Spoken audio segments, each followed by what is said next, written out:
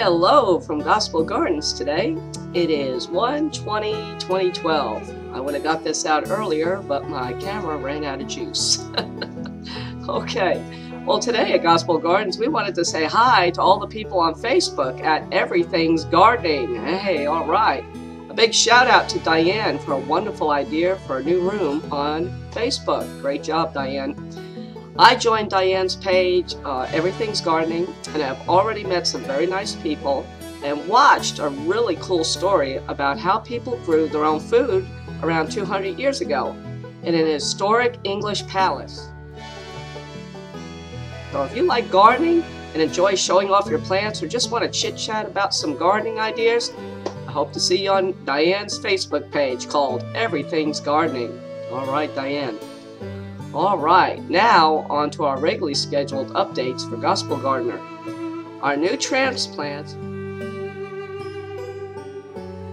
for the spring of 2012 at Gospel Gardens. Let's see how things are growing at Gospel Gardens. Last night I transplanted all 72 starts, and so far so good. This year I'm using a little different approach.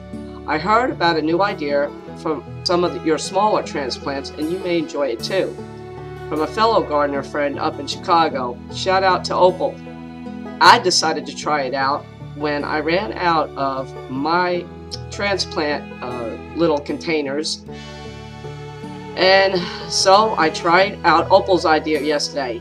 Paper towel holders for some seem like just a cardboard tube. But for some of my new transplants, it has become the perfect transplant solution to an exposed root system and space problem. I had some peat pots, but unfortunately I ran out.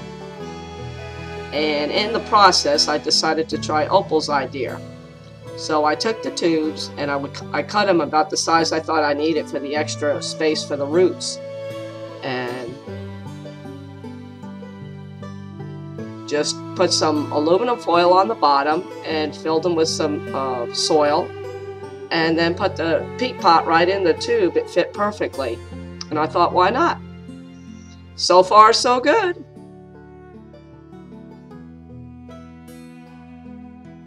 Alright, Opal, great idea, and it's going to work until I can get to town again. I live out in the country, so going to town for me consists of a 14-mile round trip.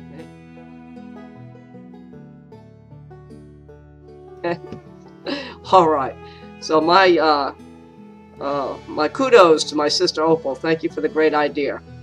This year I sort of kind of went overboard again, as I usually do. I'll probably be hopefully adding more totes to my tote garden. My list for this year is as follows. So far, I have 6 varieties of tomatoes and a few other things to go along with them. After all, isn't variety the spice of life? The tomatoes are as follows. From Opal, green cherry striped tomato seeds, doing great. Roma plum, also from Opal. Michigan tomatoes. From Southern Exchange Seed Catalog, I got German Johnson tomato seeds. Doing good. From the company of Ferry Morris, we have some beefsteak tomatoes. Ferry Morris again. Good tomatoes. And last but not least, Ferry Morris cherry tomatoes. All have germinated. No salad would be complete without some fresh, long-lasting spinach from Southern Exchange Seed Company. And also from Southern Exchange Seed Company we have some broccoli that we've sprouted. From America Select we have some bib lettuce that's doing wonderful. Ferry Morris again, we're hoping, pending, let's put it that way, stevia. Our first batch of stevia did not germinate. We tried it 3 times, so they're sending us a new package of stevia seeds. So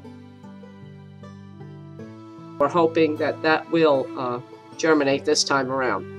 And thank you, Ferry Morris, for they were very cooperative. They said, no problem, we'll just replace it. So that was good. Fairy Morris also, romaine lettuce, germinated, doing great. And last but not least, Fairy Morris for my fennel seed, also germinated. Also, Lord willing, we will be having some watermelons this year. I plan some sugar baby watermelon seeds and 2 germinated. But the others may have wanted to germinate, but I ran out of space, like I said. So we're looking forward to that, and we're also looking forward to some cacao pumpkin seeds that we purchased this year to plant along with some Brussels sprouts. Again, Lord willing, because I never grew Brussels sprouts yet or pumpkins. So I don't know how hard or easy they're going to be to grow. Maybe somebody out there can tell me.